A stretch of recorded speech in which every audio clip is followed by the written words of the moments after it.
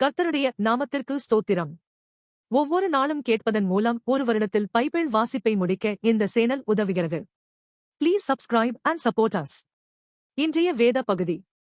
இப்போது tune in, Spotify, Amazon music மற்றும் YouTube music ஆகியவற்றில் நமது பைபிள் 365 சேனல் கிடைக்கிறது. ஃபாலோ பண்ணுங்க. யாத்திராகமம் அதிகாரம் 17. பின்பு இஸ்ரவேல் புத்திரராகிய சபையார் எல்லாரும் கர்த்தருடைய கட்டளையின்படியே சீன் வனாந்தரத்திலிருந்து புறப்பட்டு பிரயாணம் பண்ணி ரெவிதீமிலே வந்து பாளையம் இறங்கினார்கள். அங்கே ஜனங்களுக்கு குடிக்க தண்ணீர் இல்லாதிருந்தது. அப்பொழுது ஜனங்கள் மோசேயோட வாதாடி, நாங்கள் குடிக்கிறதற்கு எங்களுக்கு தண்ணீர் தர வேண்டும் என்றார்கள். அதற்கு மோசே, என்னோட ஏன் வாதாடுகிறீர்கள்? கர்த்தரை ஏன் பரீட்சை பார்க்கிறீர்கள் என்றான். ஜனங்கள் அவ்விடத்திலே தண்ணீர் தவனமாய் இருந்தபடியால் அவர்கள் மோசேக்கு விரோதமாய் முறுமுறுத்து, நீர் எங்களையும் எங்கள் பிள்ளைகளையும் எங்கள் ஆடு மாடுகளையும் தண்ணீர் தவனத்தினால் கொன்று போட எங்களை எகிப்திலிருந்து ஏன் கொண்டு வந்தீர் என்றார்கள். மோசே கர்த்தரை நோக்கி கூப்பிட்டு, இந்த ஜனங்களுக்கு நான் என்ன செய்வேன்? இவர்கள் என்மேல் கல்லெறிய பார்க்கிறார்களே என்றான். அப்பொழுது கர்த்தர் மோசேயை நோக்கி, நீ இஸ்ரவேல் மூப்பரில் சிலரை உன்னோட கூட்டிக் கொண்டு நீ நதியை அடித்த உன் கோலை உன் கையிலே பிடித்துக் கொண்டு ஜனங்களுக்கு முன்னே நடந்து போ. அங்கே ஒரேபிலே நான் உனக்கு முன்பாக கண்மலையின் மேல் நிற்பேன். நீ அந்த கண்மலையை அடி. அப்பொழுது ஜனங்கள் குடிக்க அதிலிருந்து தண்ணீர் புறப்படும் என்றார். அப்படியே மோசே இஸ்ரவேல் மூப்பரின் கண்களுக்கு முன்பாக செய்தான். இஸ்ரவேல் புத்திரர் வாதாடினது நிமித்தமும் கர்த்தர் எங்கள் நடுவில் இருக்கிறாரா இல்லையா என்று அவர்கள் கர்த்தரை பரீட்சை பார்த்தது நிமித்தமும் அவன் அந்த ஸ்தலத்திற்கு மாசா என்றும் மேரிவா என்றும் பெயரிட்டான். அமலேக்கியர் வந்து ரெவிதீமிலே இஸ்ரவேலரோடு யுத்தம் பண்ணினார்கள்.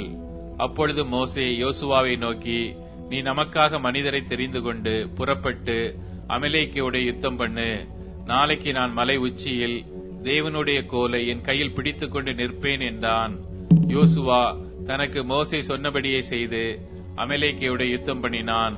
மோசேயும் ஆரோனும் ஊர் என்பவனும் மலை உச்சியில் ஏறினார்கள். மோசே தன் கையை ஏறெடுத்திருக்கையில் இஸ்ரவேலர் மேற்கொண்டார்கள். அவன் தன் கையை தாழ விடுகையில் அமலேக்கு மேற்கொண்டான். மோசேயின் கைகள் அசர்ந்து போயிற்று.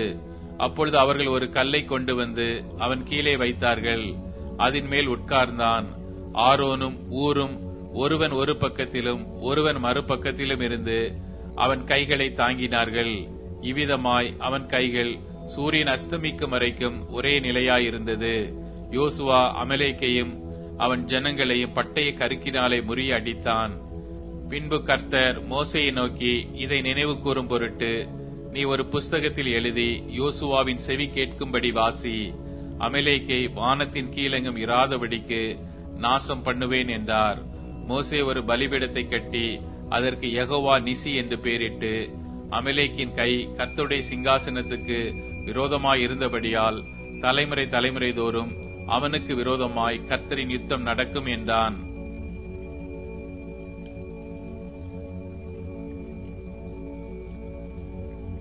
யாத்திராகமம் அதிகாரம் 18. தேவன் மோசேக்கும் தமது ஜனமாகிய இஸ்ரவேலுக்கும் செய்த யாவையும், கர்த்தர் இஸ்ரவேலை எகிப்திலிருந்து புறப்பட பண்ணினதையும் மீதியானில் ஆசாரியனாயிருந்த மோசேயின் மாமனாகிய எத்திரோ கேள்விப்பட்ட போது, மோசேயின் மாமனாகிய எத்திரோ மோசேயினாலே திரும்பி அனுப்பிவிடப்பட்டிருந்த அவன் மனைவியாகிய சிப்போராளையும் அவளுடைய 2 குமாரரையும் கூட்டிக் கொண்டு பிரயாணப்பட்டான். நான் அந்நிய தேசத்திலே பரதேசியானேன் என்று மோசே சொல்லி ஒரு மகனுக்கு கெர்சோம் என்று பெயரிட்டிருந்தான். என் பிதாவின் தேவன் எனக்கு துணை நின்று பார்வோனின் பட்டயத்துக்கு என்னை தப்புவித்தார் என்று சொல்லி மற்றவனுக்கு எலியேசர் என்று பெயரிட்டிருந்தான். மோசேயின் மாமனாகிய எத்திரோ மோசேயின் குமாரரோடும் அவன் மனைவியோடும் கூட அவன் பாளையம் இறங்கி இருந்த தேவ பர்வதத்தினிடத்தில் வனாந்தரத்துக்கு வந்து, எத்திரோ என்னும் உம்முடைய மாமனாகிய நானும் உம்முடைய மனைவியும் அவளோட கூட அவளுடைய 2 குமாரரும் உம்மிடத்திற்கு வந்திருக்கிறோம் என்று மோசேக்கு சொல்லி அனுப்பினான். அப்பொழுது மோசே தன் மாமனுக்கு எதிர்கொண்டு போய் அவனை வணங்கி முத்தம் செய்தான். ஒருவரை ஒருவர் சுக செய்தி விசாரித்துக் கொண்டு கூடாரத்துக்குள் பிரவேசித்தார்கள். பின்பு மோசே, கர்த்தர் இஸ்ரவேலின் நிமித்தம் பார்வோனுக்கும் எகிப்தியருக்கும் செய்த எல்லாவற்றையும், வழியிலே தங்களுக்கு நேரிட்ட எல்லா வருத்தத்தையும், கர்த்தர் தங்களை விடுவித்து ரட்சித்ததையும் தன் மாமனுக்கு விவரித்து சொன்னான். கர்த்தர் இஸ்ரவேலரை எகிப்தியரின் கைக்கு தப்புவித்து அவர்களுக்கு செய்த சகல நன்மைகளை குறித்து எத்திரோ சந்தோஷப்பட்டு, உங்களை எகிப்தியரின் கைக்கும் பார்வோனின் கைக்கும் தப்புவித்து எகிப்தியருடைய கையின் கீழ் இருந்த ஜனத்தை விடுவித்த கர்த்தருக்கு ஸ்தோத்திரம். கர்த்தர் எல்லா தேவர்களை பார்க்கிலும் பெரியவர் என்பதை இப்பொழுது அறிந்திருக்கிறேன். அவர்கள் இடும்பு செய்த காரியத்தில் அவர்களை மேற்கொண்டார் என்று சொல்லி மோசேயின் மாமனாகிய எத்திரோ சர்வாங்க தகன பலியையும் மற்ற பலிகளையும் தேவனுக்கு கொண்டு வந்து செலுத்தினான். பின்பு ஆரோனும் இஸ்ரவேல் மூப்பர் அனைவரும் வந்து மோசேயின் மாமனுடனே தேவ சமூகத்தில் போஜனம் பண்ணினார்கள். மறுநாள் மோசே ஜனங்களை நியாயம் விசாரிக்க உட்கார்ந்தான்.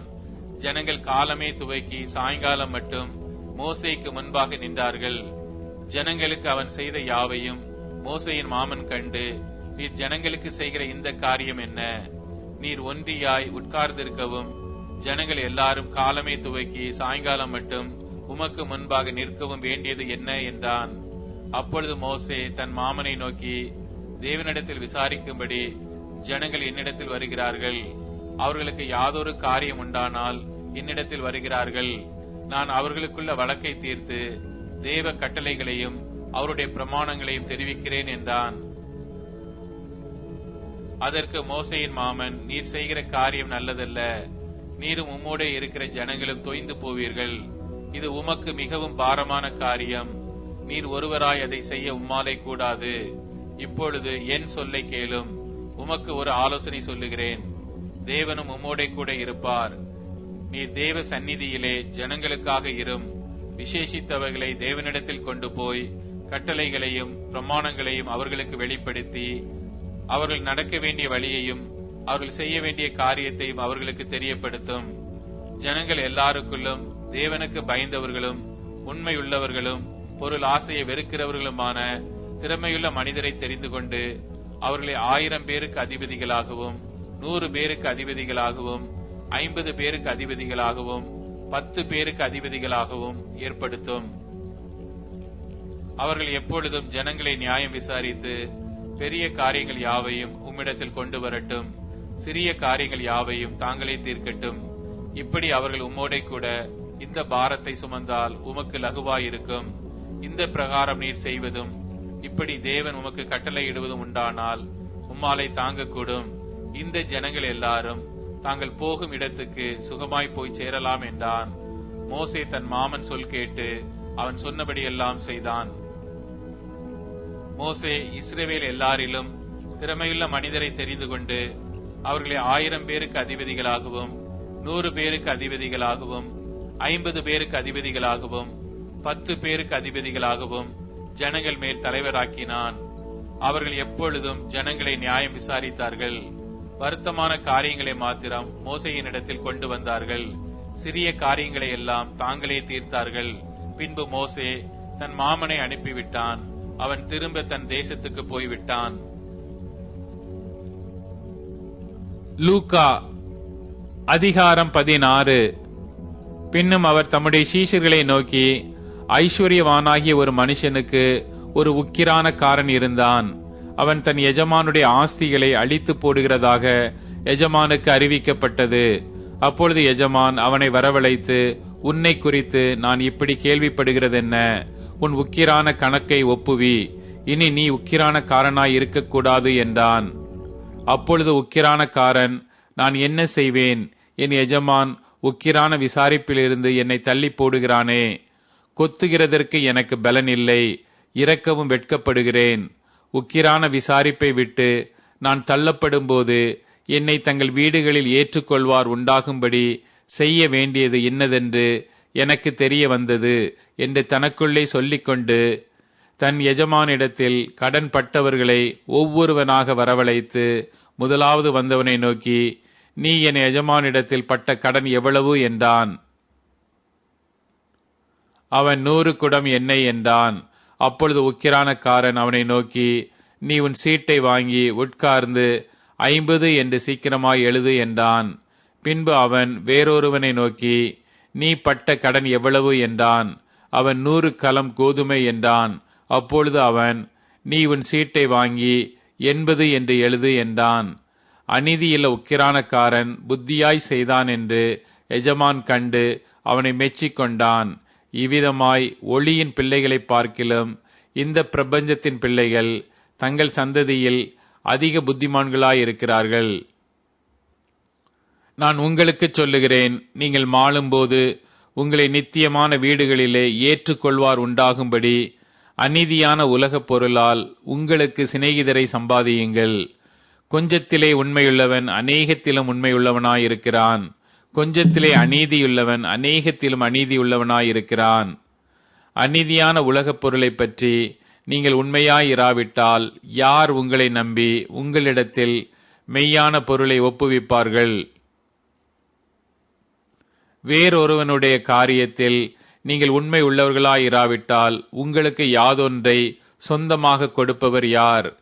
எந்த ஊழியக்காரனும் 2 எஜமான்களுக்கு ஊழியம் செய்யக்கூடாது. ஒருவனை பகைத்து மற்றவனை சிநேகிப்பான், அல்லது ஒருவனை பற்றி கொண்டு மற்றவனை அசட்டை பண்ணுவான். தேவனுக்கும் உலகப் பொருளுக்கும் ஊழியம் செய்ய உங்களாலே கூடாது என்றார். இவைகளை எல்லாம் பொருளாசைக்காரராகிய பரிசேயரும் கேட்டு அவரை பரியாசம் பண்ணினார்கள். அவர் அவர்களை நோக்கி, நீங்கள் மனுஷர் முன்பாக உங்களை நீதிமான்களாக காட்டுகிறீர்கள். தேவனோ உங்கள் இருதயங்களை அறிந்திருக்கிறார். மனுஷருக்குள்ளே மேன்மையாக எண்ணப்படுகிறது தேவனுக்கு முன்பாக அருவருப்பாயிருக்கிறது. நியாயப்பிரமாணமும் தீர்க்க தரிசன வாக்கியங்களும் யோவான் வரைக்கும் வழங்கி வந்தது. அது முதல் தேவனுடைய ராஜ்யம் சுவிசேஷமாய் அறிவிக்கப்பட்டு வருகிறது. யாவரும் பலவந்தமாய் அதில் பிரவேசிக்கிறார்கள். வேதத்தில் ஒரு எழுத்தின் உறுப்பு அவமாய் போவதை பார்க்கிலும் வானமும் பூமியும் ஒளிந்து போவது எளிதாயிருக்கும். தன் மனைவியை தள்ளிவிட்டு வேறொருத்தியை விவாகம் பண்ணுகிறவன் விபச்சாரம் செய்கிறான். புருஷனாலே தள்ளப்பட்டவளை விவாகம் பண்ணுகிறவனும் விபச்சாரம் செய்கிறான். ஐஸ்வர்யமுள்ள ஒரு மனுஷன் இருந்தான். அவன் இரத்தாம்பரமும் விலையேறப் பெற்ற வஸ்திரமும் தரித்து அனுதினமும் சம்பிரமமாய் வாழ்ந்து கொண்டிருந்தான். லாசரு என்னும் பெயர் கொண்ட ஒரு தரித்திரனும் இருந்தான். அவன் பருக்கள் நிறைந்தவனாய் அந்த ஐஸ்வர்யவானுடைய வாசலருகே கிடந்து அவனுடைய மேஜையிலிருந்து விழும் துணிக்கைகளாலே தன் பசியை ஆற்ற ஆசையாயிருந்தான். நாய்கள் வந்து அவன் பருக்களை நக்கிற்று. பின்பு அந்த தரித்திரன் மரித்து தேவதூதரால் ஆபிரகாமுடைய மடியிலே கொண்டு போய் விடப்பட்டான். ஐஸ்வர்யவானும் மரித்து அடக்கம் பண்ணப்பட்டான்.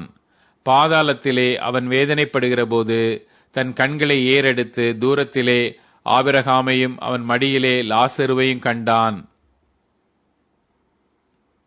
அப்பொழுது அவன், தகப்பனாகிய ஆபிரகாமே, நீர் எனக்கு இறங்கி லாசரு தன் விரலின் நுனியை தண்ணீரில் தோய்த்து என் நாவை குளிரப் பண்ணும்படி அவனை அனுப்ப வேண்டும். இந்த அக்கினி ஜுவாலையில் வேதனைப்படுகிறேனே என்று கூப்பிட்டான். அதற்கு ஆபிரகாம், மகனே, நீ பூமியிலே உயிரோடு இருக்கும் காலத்தில் உன் நன்மைகளை அனுபவித்தாய்.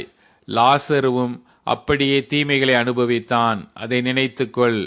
இப்பொழுது அவன் தேற்றப்படுகிறான், நீயோ வேதனைப்படுகிறாய். அதுவும் அல்லாமல் இவ்விடத்திலிருந்து உங்களிடத்திற்கு கடந்து போகவும் அவ்விடத்திலிருந்து எங்களிடத்திற்கு கடந்து வரவும் மனதுள்ளவர்களுக்கு கூடாதபடிக்கு எங்களுக்கும் உங்களுக்கும் நடுவே பெரும் பிளப்பு உண்டாக்கப்பட்டிருக்கிறது என்றான். அப்பொழுது அவன், அப்படியானால் தகப்பனே, எனக்கு 5 பேர் சகோதரர் உண்டு. அவர்களும் வேதனையுள்ள இந்த இடத்துக்கு வராதபடி அவன் போய் அவர்களுக்கு சாட்சியாக அறிவிக்கும் பொருட்டு நீர் அவனை என் தகப்பன் வீட்டுக்கு அனுப்பும்படி உம்மை வேண்டிக் கொள்ளுகிறேன் என்றான். ஆபிரகாம் அவனை நோக்கி, அவர்களுக்கு மோசேயும் தீர்க்க தரிசிகளும் உண்டு, அவர்களுக்கு அவர்கள் செவி கொடுக்கட்டும் என்றான். அதற்கு அவன், அப்படியல்ல தகப்பனாகிய ஆபிரகாமே, மரித்தோரிலிருந்து ஒருவன் அவர்களிடத்திற்கு போனால் மனம் திரும்புவார்கள் என்றான். அதற்கு அவன், அவர்கள் மோசேக்கும் தீர்க்க தரிசிகளுக்கும் செவி கொடாவிட்டால் மரித்தோரிலிருந்து ஒருவன் எழுந்து போனாலும் நம்ப மாட்டார்கள் என்று சொன்னான் என்றார். லூக்கா அதிகாரம் 17. பின்பு அவர் தம்முடைய சீஷர்களை நோக்கி, இடறல்கள் வராமல் போவது கூடாத காரியம். ஆகிலும் அவைகள் எவனால் வருகிறதோ அவனுக்கு ஐயோ. அவன் இந்த சிறுவரில் ஒருவனுக்கு இடறல் உண்டாக்குகிறதை பார்க்கிலும் அவனுடைய கழுத்தில் ஏந்திரக்கல் கட்டப்பட்டு அவன் சமுத்திரத்தில் தள்ளுண்டு போவது அவனுக்கு நலமாயிருக்கும். உங்களை குறித்து எச்சரிக்கையாயிருங்கள்.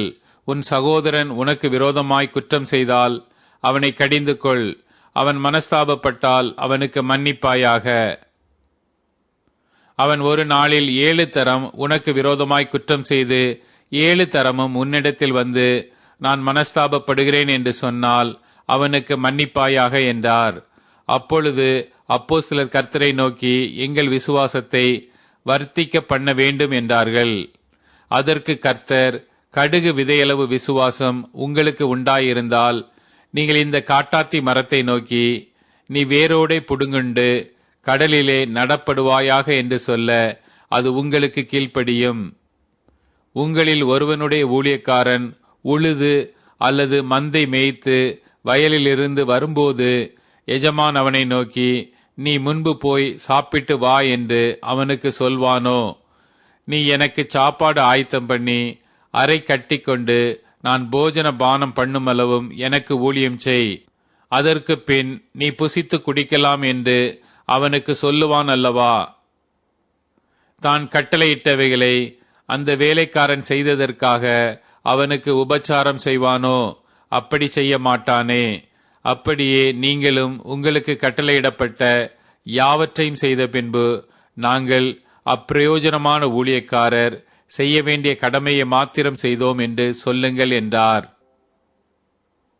பின்பு அவர் எருசலேமுக்கு பிரயாணம் பண்ணுகையில் அவர் சமாரியா, கலிலேயா என்னும் நாடுகளின் வழியாக நடந்து போனார். அவர் ஒரு கிராமத்தில் பிரவேசித்த போது குஷ்ட ரோகமுள்ள மனுஷர் 10 பேர் அவருக்கு எதிராக வந்து தூரத்திலே நின்று, இயேசு ஐயரே, எங்களுக்கு இரங்கும் என்று சத்தமிட்டார்கள். அவர்களை அவர் பார்த்து, நீங்கள் போய் ஆசாரியர்களுக்கு உங்களை காண்பியுங்கள் என்றார். அந்தப்படி அவர்கள் போகையில் சுத்தமானார்கள். அவர்களில் ஒருவன் தான் ஆரோக்கியமானதைக் கண்டு திரும்பி வந்து உரத்த சத்தத்தோடே தேவனை மகிமைப்படுத்தி அவருடைய பாதத்தருகே முகங்குப்புற விழுந்து அவருக்கு ஸ்தோத்திரம் செலுத்தினான். அவன் சமாரியனாயிருந்தான். அப்பொழுது இயேசு, சுத்தமானவர்கள் 10 பேர் அல்லவா? மற்ற 9 பேர் எங்கே? தேவனை மகிமைப்படுத்துகிறதற்கு இந்த அந்நியனே ஒழிய மற்றொருவனும் திரும்பி வர காணோமே என்று சொல்லி அவனை நோக்கி, நீ எழுந்து போ, உன் விசுவாசம் உன்னை ரட்சித்தது என்றார். தேவனுடைய ராஜ்யம் எப்பொழுது வருமென்று பரிசேயர் அவரிடத்தில் கேட்டபொழுது அவர்களுக்கு அவர் பிரதியுத்தரமாக, தேவனுடைய ராஜ்யம் பிரதியட்சமாய் வராது. இதோ இங்கே என்றும் அதோ அங்கே என்றும் சொல்லப்படுகிறதற்கும் ஏதுவிராது. இதோ தேவனுடைய ராஜ்யம் உங்களுக்குள் இருக்கிறதே என்றார். பின்பு அவர் சீஷர்களை நோக்கி, மனுஷகுமாரனுடைய நாட்களில் ஒன்றை காண வேண்டுமென்று நீங்கள் ஆசைப்படும் காலம் வரும். ஆனாலும் அதை காண மாட்டீர்கள். இதோ இங்கே என்றும் அதோ அங்கே என்றும் சிலர் உங்களிடத்தில் சொல்லுவார்கள். நீங்களோ போகாமலும் பின் தொடராமலும் இருங்கள். மின்னல் வானத்தின் ஒரு திசையில் தோன்றி மறு திசை வரைக்கும் பிரகாசிக்கிறது போல மனுஷகுமாரனும் தம்முடைய நாளிலே தோன்றுவார். அதற்கு முன்பு அவர் அநேகம் பாடுபட்டு இந்த சந்ததியினால் ஆகாதவன் என்று தள்ளப்பட வேண்டியதாயிருக்கிறது. நோவாவின் நாட்களில் நடந்தது போல மனுஷகுமாரனுடைய நாட்களிலும் நடக்கும். நோவா பேழைக்குள் பிரவேசித்த நாள் வரைக்கும் ஜனங்கள் புசித்து குடித்தார்கள், பெண் கொண்டு கொடுத்தார்கள். ஜலப்பிரளயம் வந்து எல்லாரையும் அழித்து போட்டது. லோத்தினுடைய நாட்களில் நடந்தது போலவும் நடக்கும். ஜனங்கள் புசித்தார்கள், குடித்தார்கள், கொண்டார்கள், விற்றார்கள், நட்டார்கள், கட்டினார்கள். லோத்து சோதோமை விட்டு புறப்பட்ட நாளிலே வானத்திலிருந்து அக்கினியும் கந்தகமும் வருஷித்து எல்லாரையும் அழித்து போட்டது. மனுஷகுமாரன் வெளிப்படும் நாளிலும் அப்படியே நடக்கும். அந்த நாளிலே வீட்டின் மேல் இருப்பவன் வீட்டிலுள்ள தன் பண்டங்களை எடுத்துக்கொண்டு போக இறங்காமல் இருக்க கடவன். அப்படியே வயலில் இருக்கிறவன் பின்னிட்டு திரும்பாமலும் இருக்க கடவன். லோத்தின் மனைவியை நினைத்துக் கொள்ளுங்கள். தன் ஜீவனை ரட்சிக்க வகை தேடுகிறவன் அதை இழந்து போவான், இழந்து போகிறவன் அதை உயிர்ப்பித்துக் கொள்ளுவான். அந்த ராத்திரியில் ஒரே படுக்கையில் படுத்திருக்கிற 2 பேரில் ஒருவன் ஏற்றுக்கொள்ளப்படுவான், மற்றவன் கைவிடப்படுவான். திரிகை திரிக்கிற 2 ஸ்திரீகளில் ஒருத்தி ஏற்றுக்கொள்ளப்படுவாள், மற்றவள் கைவிடப்படுவாள். வயலில் இருக்கிற 2 பேரில் ஒருவன் ஏற்றுக்கொள்ளப்படுவான், மற்றவன் கைவிடப்படுவான் என்று உங்களுக்கு சொல்லுகிறேன் என்றார். அவர்கள் அவருக்கு பிரதியுத்தரமாக, எங்கே ஆண்டவரே என்றார்கள். அதற்கு அவர், பிணம் எங்கேயோ அங்கே கழுகுகள் வந்து கூடும் என்றார். சங்கீதம் அதிகாரம் 34. கர்த்தரை நான் எக்காலத்திலும் ஸ்தோத்தரிப்பேன், அவர் துதி எப்போதும் என் வாயில் இருக்கும். கர்த்தருக்குள் என் ஆத்துமா மேன்மை பாராட்டும், சிறுமைப்பட்டவர்கள் அதை கேட்டு மகிழுவார்கள். என்னோட கூட கர்த்தரை மகிமைப்படுத்துங்கள், நாம் ஒருமித்து அவர் நாமத்தை உயர்த்துவோமாக. நான் கர்த்தரை தேடினேன், அவர் எனக்கு செவி கொடுத்து என்னுடைய எல்லா பயத்துக்கும் என்னை நீங்களாக்கி விட்டார். அவர்கள் அவரை நோக்கி பார்த்து பிரகாசமடைந்தார்கள், அவர்கள் முகங்கள் வெட்கப்படவில்லை. இந்த ஏழை கூப்பிட்டான், கர்த்தர் கேட்டு அவனை அவன் இடுக்கண்களுக்கெல்லாம் நீங்களாக்கி ரட்சித்தார். கர்த்தருடைய தூதன் அவருக்கு பயந்தவர்களை சூழ பாளையமிறங்கி அவர்களை விடுவிக்கிறார். கர்த்தர் நல்லவர் என்பதை ருசித்துப் பாருங்கள், அவர் மேல் நம்பிக்கையாயிருக்கிற மனுஷன் பாக்கியவான். கர்த்தருடைய பரிசுத்தவான்களே அவருக்கு பயந்திருங்கள், அவருக்கு பயந்தவர்களுக்கு குறைவில்லை. சிங்கக்குட்டிகள் தாழ்ச்சியடைந்து பட்டினியாயிருக்கும், கர்த்தரை தேடுகிறவர்களுக்கோ ஒரு நன்மையும் குறைவுபடாது. பிள்ளைகளே, வந்து எனக்கு செவி கொடுங்கள், கர்த்தருக்கு பயப்படுதலை உங்களுக்கு போதிப்பேன். நன்மையை காணும்படி ஜீவனை விரும்பி நீடித்த நாட்களை அபிஷேக்கிற மனுஷன் யார்? உன் நாவை பொல்லாப்புக்கும் உன் உதடுகளை கபட்டு வசனிப்புக்கும் விலக்கி காத்துக்கொள். தீமையை விட்டு விலகி நன்மை செய், சமாதானத்தை தேடி அதை தொடர்ந்து கொள். கர்த்தருடைய கண்கள் நீதிமான்கள் மேல் நோக்கமாயிருக்கிறது, அவருடைய செவிகள் அவர்கள் கூப்பிடுதலுக்கு திறந்திருக்கிறது. தீமை செய்கிறவருடைய பேரை பூமியில் இராமல் அற்றுப்போக பண்ண கர்த்தருடைய முகம் அவர்களுக்கு விரோதமாயிருக்கிறது. நீதிமான்கள் கூப்பிடும்போது கர்த்தர் கேட்டு அவர்களை அவர்களுடைய எல்லா உபத்திரவங்களுக்கு நீங்களாக்கி விடுகிறார். நொறுங்குண்ட இருதயமுள்ளவர்களுக்கு கர்த்தர் சமீபமாயிருந்து நறுங்குண்ட ஆவியுள்ளவர்களை ரட்சிக்கிறார். நீதிமானுக்கு வரும் துன்பங்கள் அநேகமாயிருக்கும், கர்த்தர் அவைகள் எல்லாவற்றிலும் நின்று அவனை விடுவிப்பார். அவனுடைய எலும்புகளை எல்லாம் காப்பாற்றுகிறார், அவைகளில் ஒன்று முறிக்கப்படுவதில்லை. தீமை துன்மார்க்கனை கொல்லும், நீதிமானை பகைக்கிறவர்கள் குற்றவாளிகள் ஆவார்கள்.